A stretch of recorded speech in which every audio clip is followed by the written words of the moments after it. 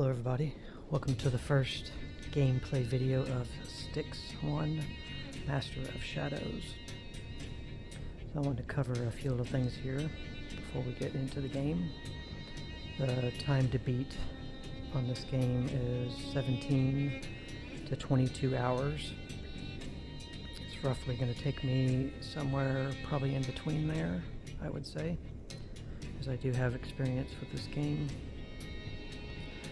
The type of run this will be is going to be on normal difficulty. I will be collecting the relics and coins throughout the levels that you can find.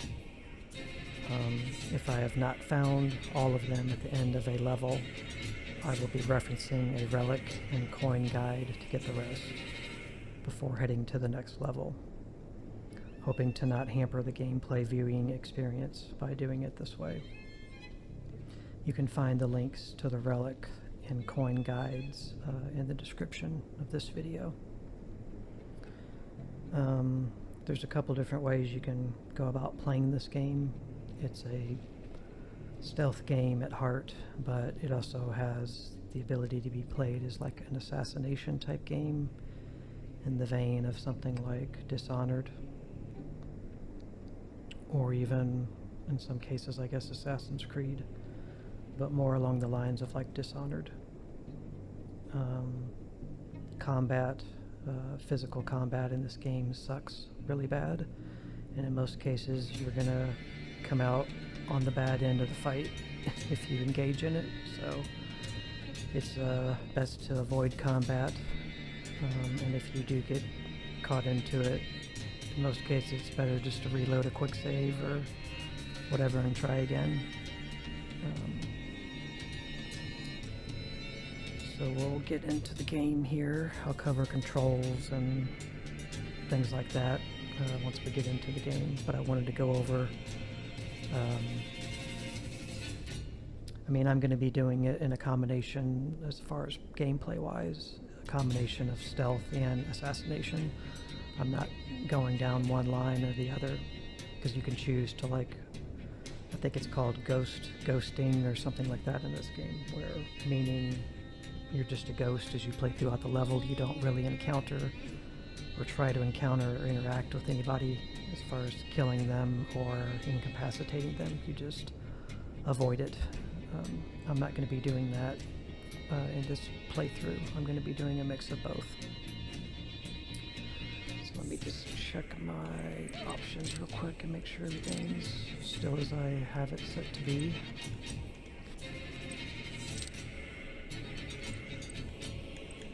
This game doesn't have a lot of options in the grand scheme of things.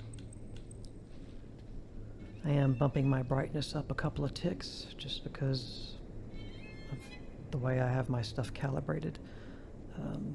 I tend to play my games a little darker than most people, but in editing I'm gonna brighten it up for you guys on YouTube so that it's not too dark. But in general, the average player is going to be able to get by on medium brightness. It all depends on how you have your stuff configured and calibrated. I've gone over all this stuff before in my config and tech video. I'm not going over it again. I'm just confirming that my settings are where I want them to be. And I am going to delete. You can delete any of your saves, auto, quick, or hard saves. I'm going to delete everything, so I have just a clean profile, nothing done. Now I can't load. This is going to be a hour-long video, by the way, since it's the first gameplay video. We're into a new game. I'm doing normal. So enjoy the intro cutscene. The atrium of Akanash. A world shut inside another. This is what humans do when they don't understand a thing. They build walls around it. They put locks on the doors, and they put soldiers in front of those doors. The bigger the secret, the bigger the lock. And the craziest are those who want to pick it. May my ancestors forgive me. I'm one of those, to my misfortune. Ah, this noise. These voices. I can't stand it. Amber. That damn golden mud oozing from the heart of the world tree. A magma of sticky dreams. All the thoughts of those who wanted to taste the forbidden sap. Humans. Elves. All their private little chatters mixed up in this disgusting soup. A flood of ideas constantly flowing into my head for all these years. It took so long for me to find this place. With each step, I heard my voice a little less, and all the others a little more. I'm so tired. It's time to finish it. While I can still recognize my own thoughts. The heart of the tree. It's why I'm here. That, at least, I'm sure is my own desire. Take possession of this source of infinite power, but also misfortune. It's time to move to the first phase of the plan. Drop your weapon. And it starts now.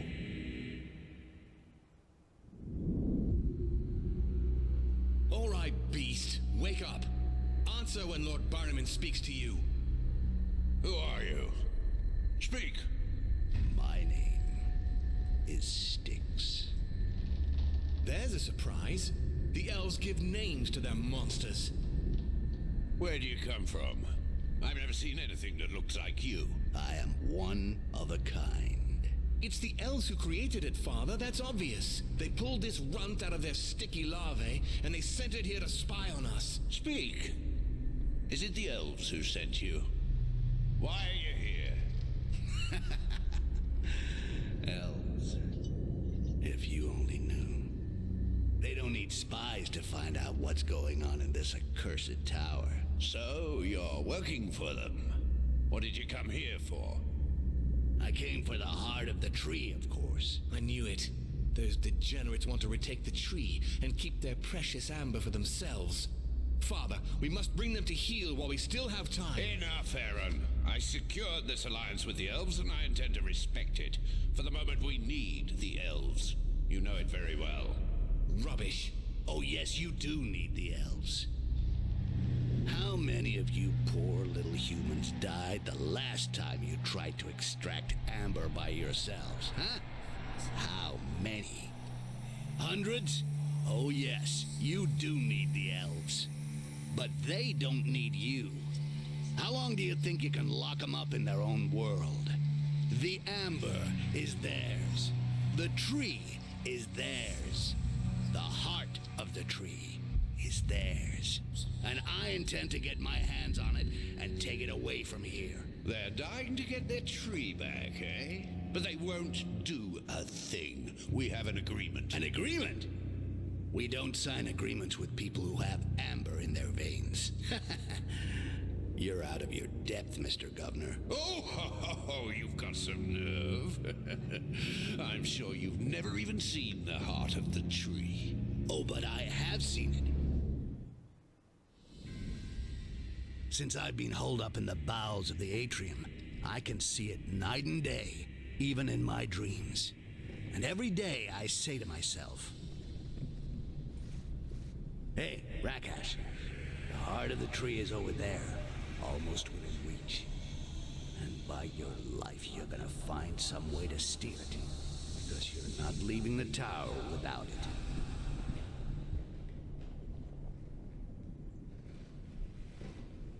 The heart of the tree, yeah.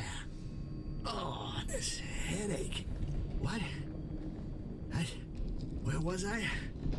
Shit, my brain is an anvil. Yeah, the heart of the tree. What did I do with my dagger? I feel naked without my dagger. I gotta find it quick. Alright, so we're finally in control here. So, this game is centered around this heart of the tree and this amber that it produces, which we'll learn all about as we progress through the game. And it's a conflict between humans, elves, goblins, which we are. There's also orcs in this game. The orcs don't really have so much to do with anything that's going on, but the elves, the humans, and Styx in particular. So I want to cover a little bit of the controls here. So your left toggle, I'm playing this with an Xbox One controller. I mean, you could play it with a keyboard and mouse, but this is one of the games where I'll take the exception and use a gamepad for. The left toggle, left trigger, LT, does nothing right now, but it will allow us to utilize our, they're called amber skills, basically your magic special abilities in this game. So that does nothing at the moment. LB, left button, will use items. We don't have any at the moment. And then you've got your pause. You can save and load anytime you want to. You can also quick save and quick load at any time. I covered that in previous videos before this one, how quick saving works. Get into options, all that other good stuff. But I recommend you doing quick saves and hard saves often. And I'm going to go ahead and make our first save now. And it'll name it Reminiscence. It's the first level, chapter, whatever you want to call it. And there's three sections to it. And shows you, your date of your save, but the other cool thing is it shows the percentage of the game completed, so you know how much you've completed. And you can delete your saves whenever you want to as well. And then I just did another quick save, so it's saying game saved up there. And then the other button, which would be select button if you're a retro gamer. This takes you to this sub-screen, and at the top you'll have a mission, skill, and relic tab. This is the mission tab, so it tells you what your objective is. You need a weapon, therefore find your dagger, then go to the distillery. Going to change one of my reshade settings because I feel like it's a little too bright. That's a little better. I'm gonna leave that off because I feel like it's kind of blinding me a little bit. Apologize for that. So you need a weapon. Your primary weapon in this game is a dagger. And then we need to go to the distillery. It gives you a map. It gives you no indication of where you are on the map, so you have to use landmarks in the level. But basically we're right here at this point. This is not representing us, it's representing the direction you can go. And then a little ways up here is where we're going to encounter a dagger. We'll be able to see the world tree. I'm not really sure what this is representing, but we'll be able to see the world tree up here. I think this is indicating some potion we'll be able to get. There's also another couple of viewpoints of the tree, and then we're making our way this way. And then each level you start, they give you a little synapse or whatever of, you can read here, the heart of the world tree, the ultimate source of power, so close and yet so far. You must reach it, but you are currently unable to accomplish such a feat. You feel weak and, more importantly, unarmed. You must get your dagger back and find some amber in order to restore your health. Your dagger must not be far. You believe that you lost it around here. As for amber, there is nothing easier then to get some from the distillery. That is where the humans store it. Once back on your feet, you had better go to the hideout so that you can develop a plan to reach the heart of the tree. So yeah, multiple levels kind of have multiple parts. This one having three segments to the whole level. And then you can click on your skill. I'm going to go back to my gamepad. And you have different skill trees, basically. You get points, skill points. I think that's exactly what they're called. Or S points, SP points, that you can spend in these trees to get skills. You have a stealth tree, an agility tree, a cloning tree, an amber vision, equipment, and kill, and predator.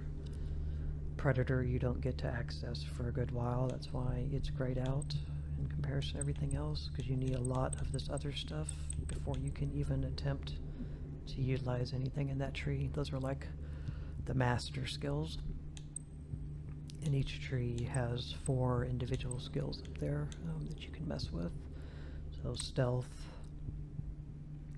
sixth sense. Thanks to your sixth sense, a sound will alert you if an enemy outside your field of vision is about to detect you, or if a crossbowman targets you. I am sorry, I'm kind of splitting up the controls based on menus, but I'm just going to go with what we're looking at here. So I'm going to do a little both control explaining, gameplay explaining, and UI explaining. Or if a crossbowman targets you, skills can only be learned at the hideout. And the cool thing about this game is you get extra goodies at the hideout, and you can save, you can repeat the level. You can upgrade your skills at the hideout. Like they said, you can't just do it when you're playing, you have to do it at a hideout. But the cool thing is no matter what skills you spend points in, you can unspend those points and put them in something else without any negative effect. You don't have to spend any finite resource to be able to do that. You can just do it whenever you want. So you can constantly, all the time, adjust what skills you take into a level. And certain levels will benefit from certain skills. I tend to just kind of take what I think are the best skills and leave them that way the whole time. But yeah, if you really know the game, and as you get more familiar with it, there's certain skills that work better. Light footsteps. Whether walking or running, you will not produce any sound when you move while being invisible. Skills, blah, blah, blah, yeah. So yeah, the caveat of this one is it only works if you're invisible. When you return from invisibility, rapid recovery allows you to regain half of the amber that you consumed to make you invisible to begin with. So it makes basically your ability cost half the cost of amber spent. Master of invisibility. You can stay invisible indefinitely without consuming amber as long as you do not move. So that is the stealth tree. Might as well look at it all. Agility. Silent landing. You are as nimble as any goblin. You make less noise when you hit the ground. Mastery of escape. Your rolls and dodges are more effective in avoiding the blows of your enemies. You need less accuracy to successfully dodge an attack. Yeah, you can roll in this game. Expert duelist. In a duel, you require less accuracy to successfully counter the enemy. The timing for a successful parry is wider. So yeah, I said at the beginning, combat of this game sucks, and it does suck. And I remember it sucking in Styx too. This would obviously make it better, but it's not worth spending the skill point on, because the skill points are better spent elsewhere on other skills. You should just avoid getting into melee combat in general. This is a stealth game. Elite thrower. The distance over which you can throw projectiles is now doubled. You pick up knives that you can throw, just standard knives. So that is agility. Cloning. So you have the ability to make clones of yourself. They're not as smart, don't have all your abilities, and they don't last forever, but you can use them as decoys or to do other things for you while you do something else. They can be handy. I tend to not use clones, and you don't have to. You don't have to use clones at all to get through the game. They can be cool, though. And I should experiment with them more, but I'm not going to do that on the video that I'm going to be posting on YouTube.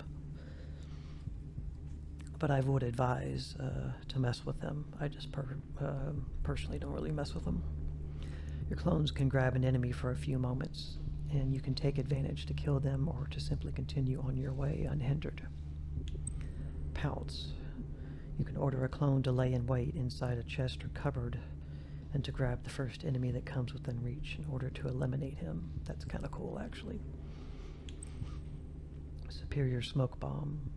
The cloud of smoke is triggered by the explosion of the clone smoke bomb. Is now twice as wide. Invisible Clone. When you control a clone, you can make it invisible. There is no cost in amber, but you can only do it once per clone. Then Amber Vision.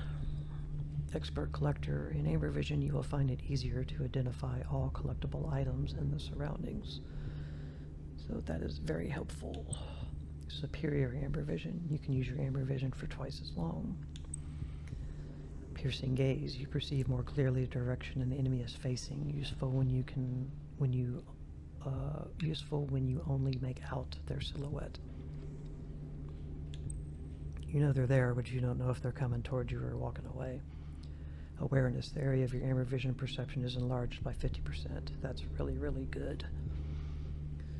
In any of these trees, you have to take each ability in succession, I think.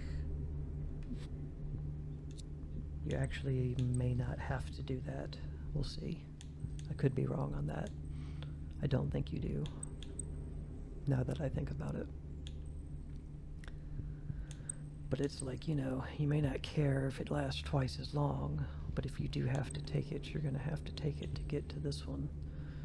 That makes your range of the ability 50% farther. It's really good ability because it helps you find and see anything. Enemies, any kind of items, any of the coins that may be hidden throughout the level. Just from what I remember, the coins and the relics in this game, the relics are collected at your hideout. You can look at them later. The coins you just track on your own. But they all give you extra skill points to spend, meaning you can get more and more abilities and your abilities quicker. So, and it's fun to collect. They're collectibles, but they have a purpose. Then we have equipment. This will be one you'd probably want to max out pretty quickly. Master Healer, you can carry an extra vial of life. Stock of acid. 3 vials of acid are always at your disposal in the hideout. You will be able to retrieve them before each mission. You can carry extra throwing knives. Master Cutler. Yeah, you can replenish heals, acid, knives, and amber in your hideout. And then Master of Amber, you can carry an extra vial of amber. Okay. The acid's cool. I don't use it much, but I'll try to use it more in this playthrough. And then we got Kill. This is a really good tree. Covered Kill. This is definitely something you want to take. This will probably be the first ability I actually take once I'm able to afford it in the game. You can kill an enemy while under the protection of cover if the enemy is within striking range. So you'd be camping out behind a column or a corner of a building, and when they walk right up in range, you can pull them to the side where you were on, unseen to anybody from that direction, and take them out. Super, super handy. Aerial Kill, you can kill an enemy from above if he is underneath you. So you can just dive and drop down and aerial kill people. Hanging Kill, you can kill an enemy while you're hanging on a ledge and the target is just above you. Styx will reach up and grab them and pull them over the ledge. murderous impulse. You can trigger a classic kill while being a little further away from your target. It just means a covered kill, basically. So you can, like, get them from really far away. So this is a, I mean, if you're going to be really super, super stealthy in this game, then obviously you're going to go towards the stealth tree. I mean, I'll be taking these things regardless, because they just help you move around the levels quicker. But I'll be after the kill tree to get the covered kill, and then, like, the equipment would be another good one to get, so you can pick up and carry more stuff. And then your amber vision, these trees, and then eventually you'll get to predator. I can't open it yet to show you what those say, but those are obviously some of the best abilities. That's part of the reason why I kind of avoid the cloning tree, because I like to get the kill, the equipment, the amber, and then kind of mess around in the agility and stealth. Then you don't have unlimited points to mess with. And our last category is relics. Particular levels throughout the game, not every single one of them, and not always right away. They'll have an extra hidden item that you can find that's valuable. It's hidden because it's valuable, but it's worth a lot of skill points. They tell you current zone, this is where we are, which is the tree, and the relic that the zone the relic is in the elevator level of, I'm assuming, this Reminiscence mission. Just not this map. Basically, Reminiscence will have, it's the first mission, but it will have 3 separate maps, but these maps are not, like, super ginormous. And so the thing on the left is what you would see on the map, or in the game. It may not necessarily be on the map, but it could be. It may not be in that 3D model. It may look like a wireframe model. It may look like something else, you know, because you can see this map. You may not get a visual of it, but you'll see it in the game world, and that's your clue of, oh yeah. So they're saying, get there and then use your amber vision, basically, to look inside of this well. It's a well. It's got the rope with the bucket. No bucket, but the hook. Look down, use your amber vision, and the X at the bottom is where the relic is. So these are the relics we're going to be trying to find. I think there is 8 relics, I want to say. I could look here and tell you. So as far as relics, there is 8 relics, and then there is 270 coins. There's usually like maybe 10 or so coins per level, or per map, I should say. So Reminiscence, if that's a 3-parter mission, it's going to have roughly 30 coins you can collect. That's why there's so many coins as opposed to relics, because you usually have to find about 10 coins per coins or tokens. Either way, you have to find about 10 per map. And when you find coins on the mission screen is where they will show up. You'll see the icon for the coin, and it will say, you know, 3 of 10. So then you know how many you found. And the really nice thing about the guides that will be linked in the description and that I'm referencing, the relic guide is purely videos, like YouTube videos, where you have to watch, and he just shows, like, how to get to them quickly in the map. But the coin token guide, it has videos, but it also shows a version of the map.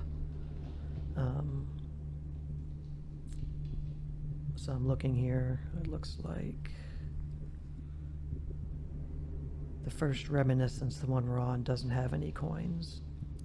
And then on Reminiscence 2 is when you have to get 10 of 10. And then Reminiscence 3 is the other 10, so there's 20 total for the first mission. They just don't give you they don't want you finding them in the first part, because it's like the tutorial map. But on the coins guide, he gives you a map, and he also shows you a version of the map in the game, like we're looking at here, with an indication. It's kind of hard to read a little bit because of the text coloring he used, red.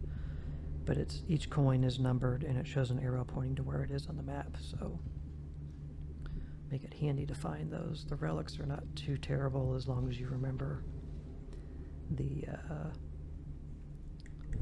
zone it's in. I mean, you can always replay levels,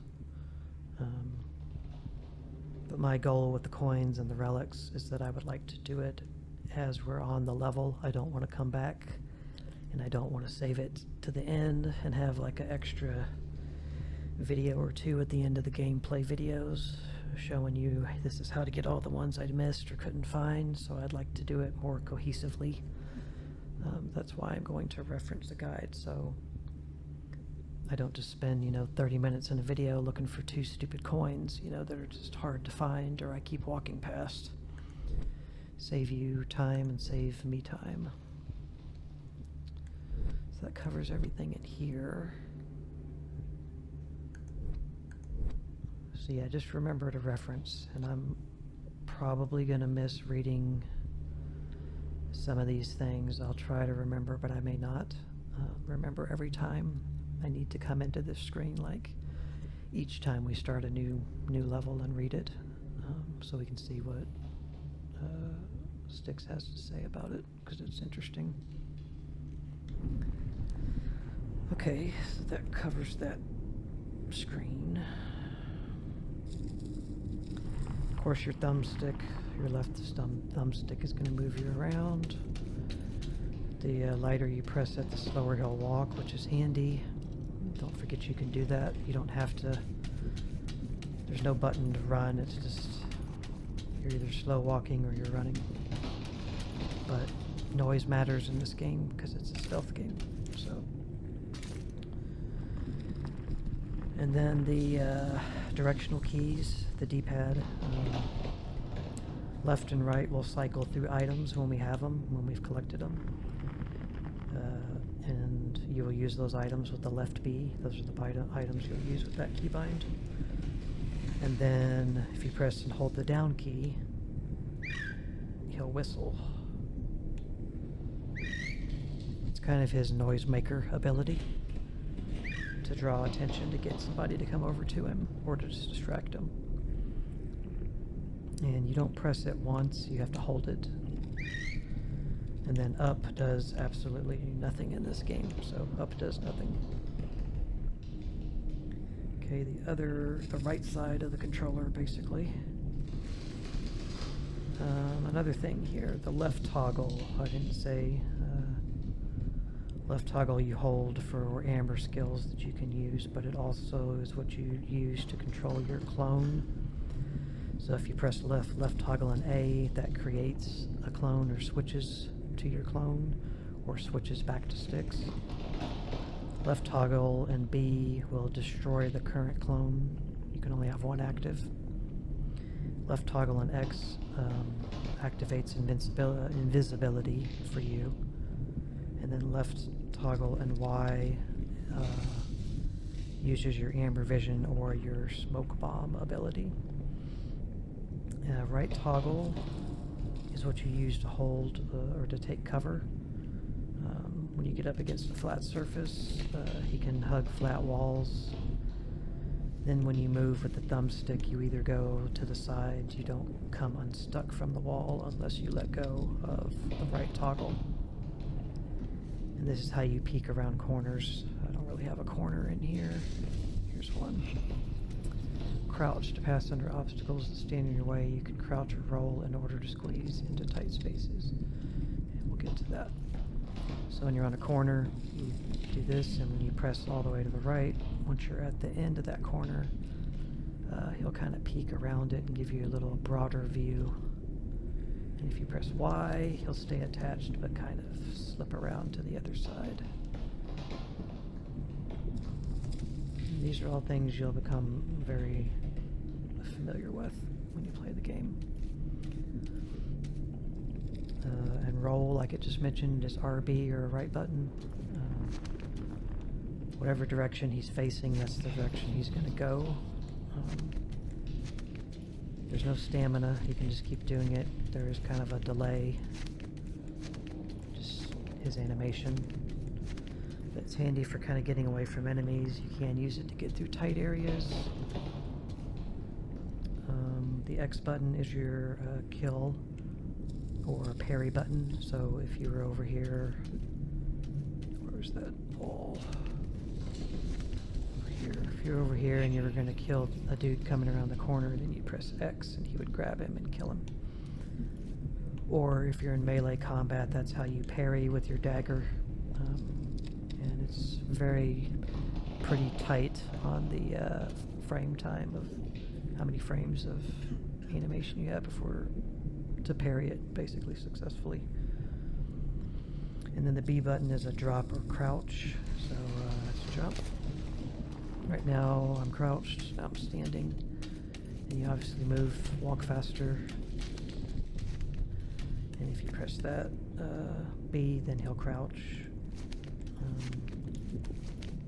I don't think the roll speed is any better or worse based on if you're crouching or rolling. I don't think it matters. But obviously the walking one speed does matter. And the noise matters.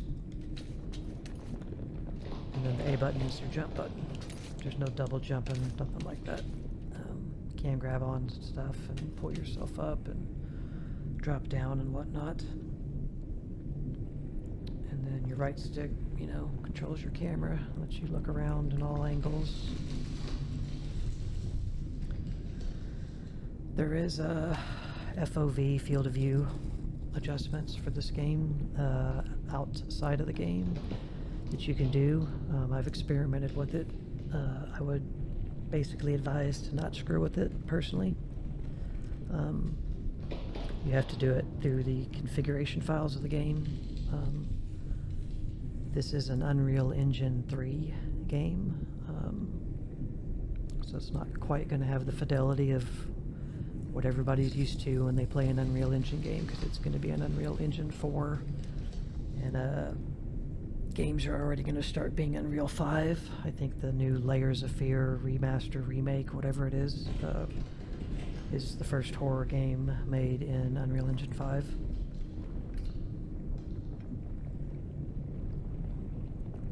But the way FOV works in a third-person game like this, you tend to end up warping the game world more than you do helping your field of view for your character. It just ends up making the game look worse because of the fisheyeing and the narrowing of the focal points of the way the camera works in a game. So there's nothing wrong with this FOV. I think it's fine. So don't mess with that. What else was I going to say? Yeah, that covers pretty much most of the important things. Your health bar is on the bottom right. Get it on the light color of the wall here. You can see it. Sorta. Camera's not cooperating with me. But you can see how it's we're only half full right now. We have half health. And you do get waypoints, which is appreciated. 8 meters, letting you know how far. The number gets smaller as you get closer. So really, really good stuff. So that covers pretty much all of that I wanted to talk about. We'll obviously get into the gameplay here and how things work, but I wanted to get a lot of that out of the way because I think it's important, and I wish more YouTubers would explain games in a matter-of-fact kind of way like this. Somebody or something is already busted out of that one. Alright. So yeah, you have to bear with me. I do have a lot of experience with this game, I would say, not to toot my own horn, because I try to not do that. I've probably beaten this game 4 or 5 times, I would say. But I am going to have to reacclimate myself to the game and its controls. It's been a while since I played this. I don't test games too much, other than testing just graphics and mods and my setup before I play a game again. I don't go through and play through a game to make sure that I perform well on YouTube. I just hope for the best. So yeah, you could crouch. And see, that right there is to let you know that hitting things moves them, obviously, and that they make noise. So you have to be aware of your surroundings, I would say, in a game like this, because the more noise you make, the harder life's going to be on you. And I'll show you here, you can also roll through it, so. Which is actually quicker, quicker to roll, but. Okay. Jump and hang on, you are very agile. You can jump and hang on to anchor plates or ledges using the jump button. Hold down the jump button to remain hanging from a ledge without climbing up. It is also possible to grab a ledge below Styx if you approach it slowly, crouched, or standing. These are very important things because they're definitely going to help your success rate in this game. So yeah, when you do jump, I'll show you here. I mean, this is what this is for. This is a testing area for you to learn how to control your character. So if you jump up onto this ledge here, he'll just climb up it. But when you jump, if you keep the jump button held down, then he won't go all the way up, meaning unless somebody saw you jump up there from above or heard you, they're not going to come after you. And obviously if you jump again, then he'll go up the rest of the way. But it can be very handy to do that because you can't walk around corners necessarily either. You may not want to go up.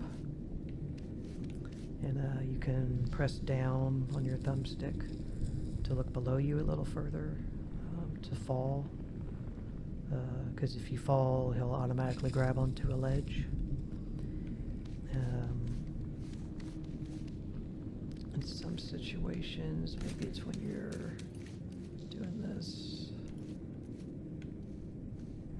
Not in this particular situation, but if it's a low enough like table, and you're stuck against the wall and you press up, he'll kind of look up and over it a little bit, giving you some more visual range.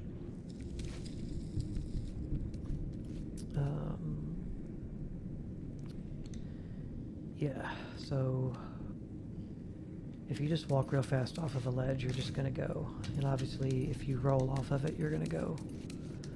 But if you crouch and you carefully walk off the edge, he'll turn around and he'll grab like that, which can be handy because the ledge you're getting ready to go off of may not have a floor. So yeah, you can do it crouched or standing, but standing you're more likely to run off of it.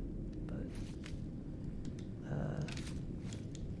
so I advise to if you can, approach it crouched and do it because you'll have more control. Jump across gaps. I should be able to climb up there. Okay. Obviously, you'll have a running start if you're standing, so as opposed to crouching and then doing it, but you might get just a tad more momentum if you're running while you're doing it.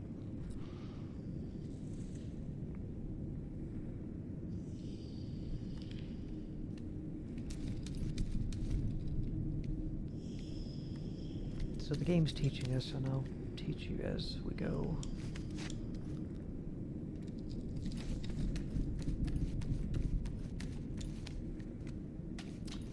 So you'll see these little things throughout the game. I think once you have amber vision, they're easier to see, but this game, this game in general is very dark. I'm going to try to lighten it up. I've lit lightened it up a little bit for myself just to make it a little more visible, and I'll try to make sure definitely that it's bright enough for you guys to see on YouTube. But in general, just brand new to the game, unconfigured, it's pretty dark, just in general, but it is a stealth game. So these little things right here can be kind of hard to see in most cases in the game.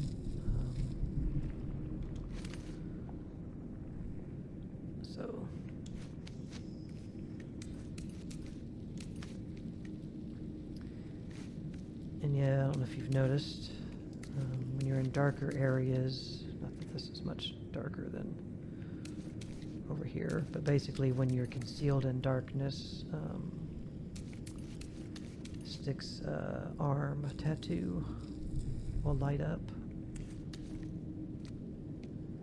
like it is right there.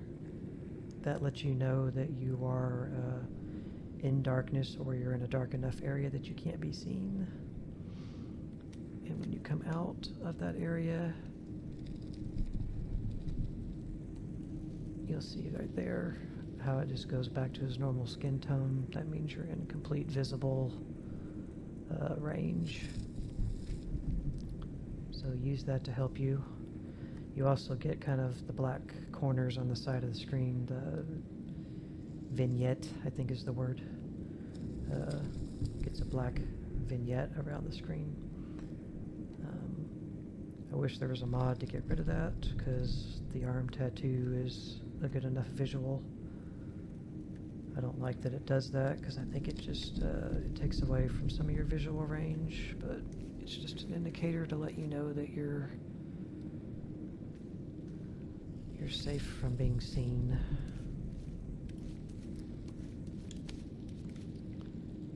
Jump over here. Did you see the dagger that Duncan found? I wonder where it comes from. It's not from here. Yeah, well, don't get excited. We'll play for it with dice tonight. In the meantime, keep your hands off. Okay. I'll wait till tonight.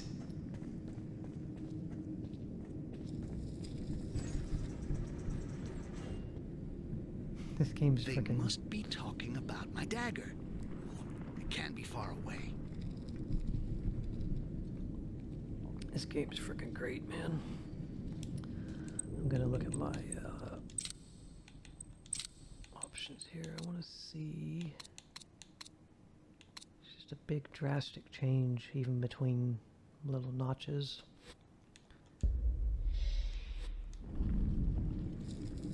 I feel like this looks better. Of course it's gonna change for you too now that I've changed it. I'm sorry.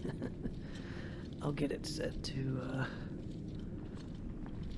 something that is tolerable. I think this looks okay right now. It looked way too bright before. Let me get over here again. Yeah, it's a little better.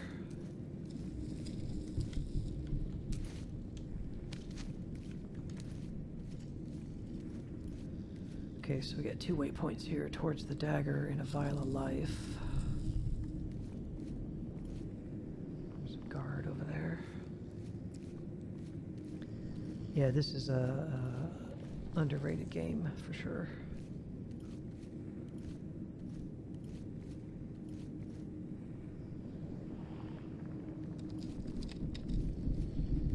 I love the dialogue and the conversations that the guards have, and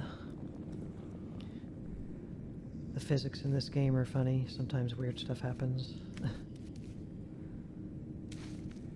Alright, so this is a vial of life. I should drink this flask. It would perk me up a little. Along your way, you will find vials of life such as this one. Drink the contents in order to replenish your health gauge. So we're pre-selected on that item down there. So now when we press LB, you'll chug it. Now we got full health.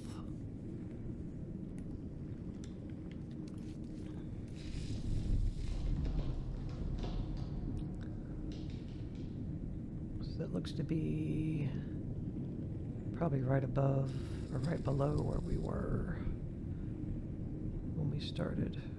Yeah, that's the busted amber pod. That's what I used in my series speculation picture, by the way, was one of these amber pods.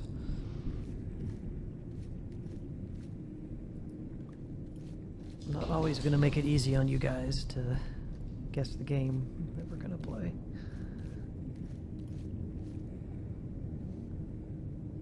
So nothing to do here, just look around.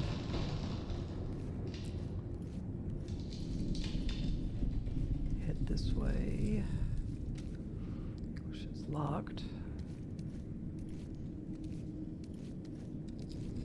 Right. I'm going to climb the wall. Well, more climbing, I guess. So, basically, if you can see the indicator for the next grapple point, that means you can make it.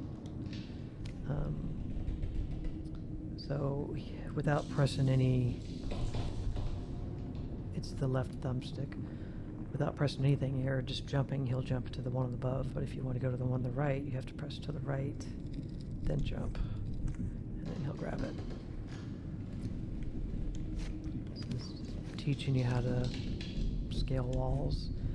This game is very cool in the regards to the level layout and level design. It's a very vertical game. Like the verticality of the levels is very cool, and you can use it to your advantage because you can throw bodies off of ledges like this that are very common, deeper ones than this, to hide them so that other guards don't find the guards you've killed or dealt with. Be careful and able to defend yourself. You must avoid being detected until you find your dagger.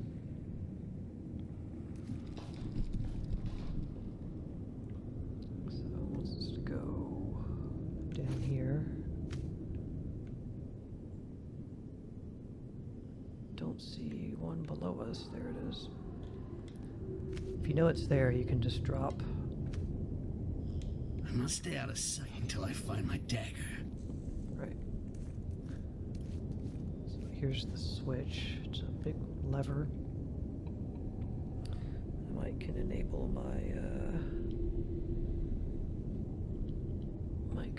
my reshade option back.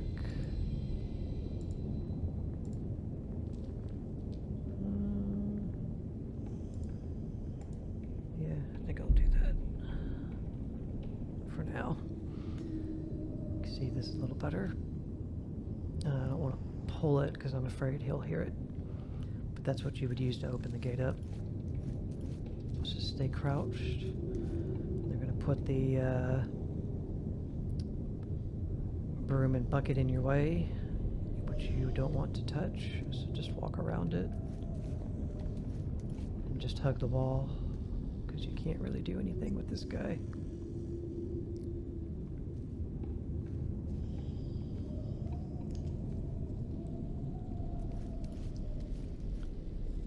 Okay. Just don't forget you can quick save anytime you want. Navigation in the dark. You are the master of shadows. The more you stay in the dark, the less chance there is of being detected. Your tattoo will light up to indicate when you are less likely to be seen. You can also extinguish torches to create darkness in places that are lit, but enemies may notice. There's two guys down here. They can also relight torches, so...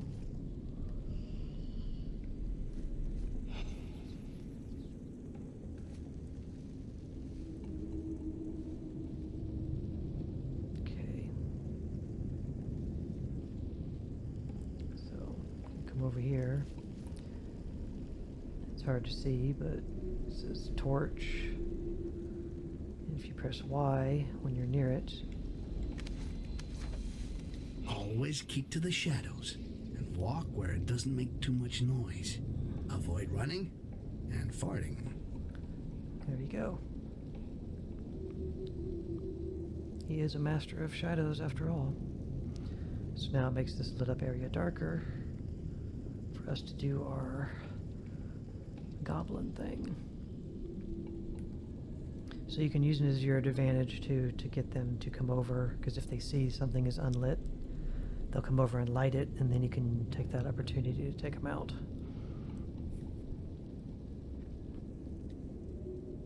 So even though he's looking this direction, as long as we hug this wall and our shadow's lit, he can't technically see us over here.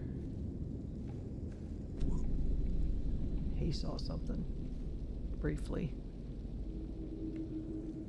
Try to put this out. Okay.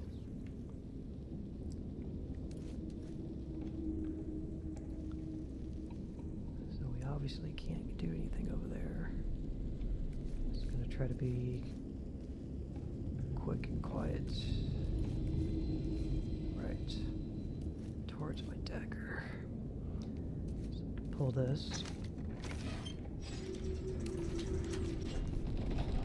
Close it again. Not that they can't open it, but at least they'd have to open it before they could come and get me. The World Tree. It seems so close. But it's a mirage. It's so big that it seems to be close. But I still got a long way to go. So, from what I heard, the only access to the heart is a bridge which that two-faced Governor Barron has had closed off with a tamper-proof lock, and he keeps the only key in his apartments. And as if that wasn't bad enough, the whole area is crawling with elves. I'm gonna have to go down into the prisons and free my friend. He knows how to deal with an elf. So, if I'm gonna survive in this tower, I'm gonna need somewhere safe to get organized, as well as a map of the atrium. Well, I'll get nothing done standing around here. I'll get my dagger, and then it's off to work. Okay.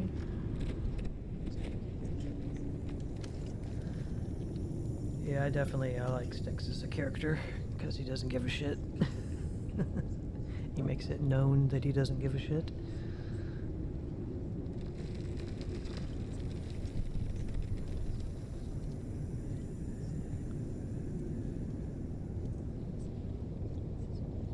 Really freaking cool. Alright, so here we need to go. Gotta be sneaky here. If I stay under there, I won't be seen. Hide. Your small size allows you to hide under furniture such as tables or in containers. However, if enemies see you hide, they may investigate or call for reinforcements. So I mean, just in general in a stealth game, you do a lot of sitting and watching and just looking and determining how many enemies are around, how they're patrolling. So we got a guy over there that's just stationary. This guy is walking back. If we come out at the wrong time, this other dude up on that upper part will see us. See, he turns around.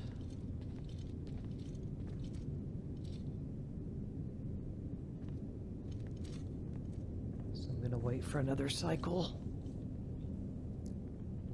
Let this guy come back. I could have went, but I'm just being safe, showing you how to be safe.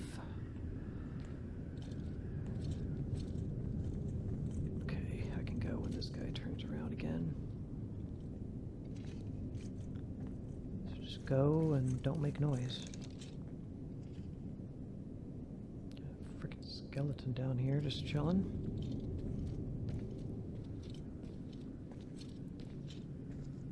Right now, we can't really take anybody out, so... See, I think he's standing above me. Is he? There he is. Trying to determine which way he's looking. go. Ah, there's my dagger. I was afraid that I lost you, my beauty. Okay. There are maps of the zone stuck up here. They might be useful for finding a way to the tree. Right.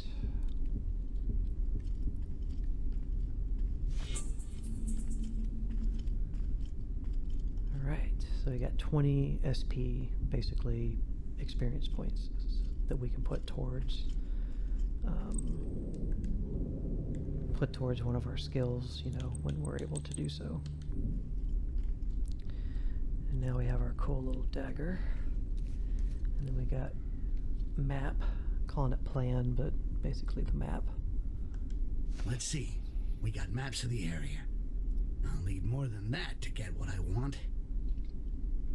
Use the interact button to open a door, or hold down the button to pick the lock, which takes a little longer. You can also press the action button to peek through the keyhole. Right. So now, got our weapon and dagger. We're supposed to go to the distillery next.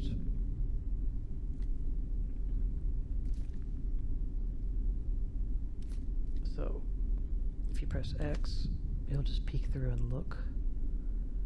And you can kind of move the camera around. See who's on the other side before you actually start trying to leave it or get out of the door. And then, yeah, you hold Y. That's X again. And he'll start unlocking it. I like how he looks around. And you just have to fill up the blue ring. The little fan corner top unseals it, and then you can open it with the Y button. Usually it's a good idea when you open a door to immediately stick yourself to the wall beside it so that you can, you know, grab and quick kill something if it's going to come after you. And once you open a door, you can't close it. You can use doors as cover in some situations. Not here, because there's a light here.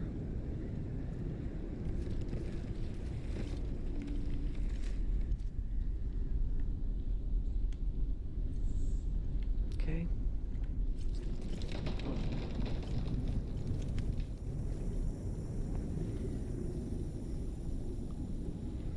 Guy's walking around a lot.